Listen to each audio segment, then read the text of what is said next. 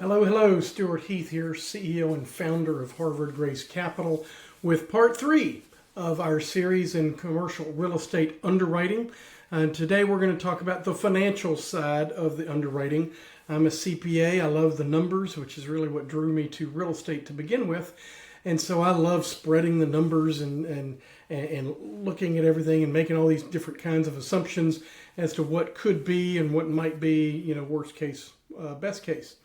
So we start with the cash flow, as you might imagine. You take all the leases and you spread those out over their maturities, and that boils down to the monthly income that you should expect from there, and you got to include any common area reimbursements or utility billings and things like that will come in, and then you spread out the expense side just like that.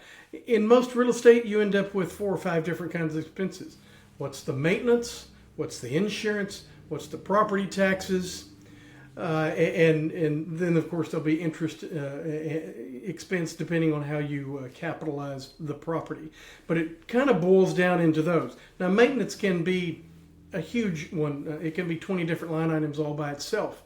The other side of this is your leases play into this. Are you dealing with triple net leases or double net leases, or is it modified gross? Or is it full service where the landlord pays all the expenses and the rent is the rent, and it can be really challenging when you've got a mix of lease types in one property. That's something we always strive to fix when we get one like that, but it can take years. And then once you get the cash flow settled, then you can look at multiple different scenarios. How much debt can the property handle? Well, that's a function of term and rate, your interest rate, and how long you're going to amortize it over.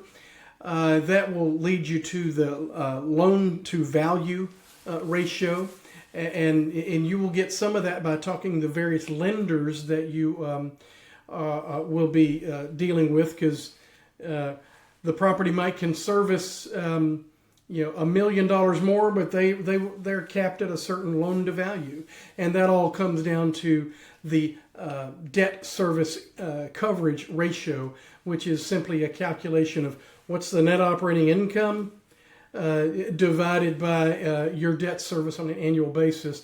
And most lenders are going to be looking for a ratio of 1.2 or better.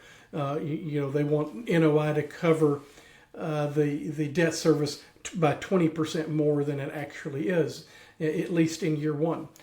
And then after all of that, then you can get to the business of forecasting your investor returns.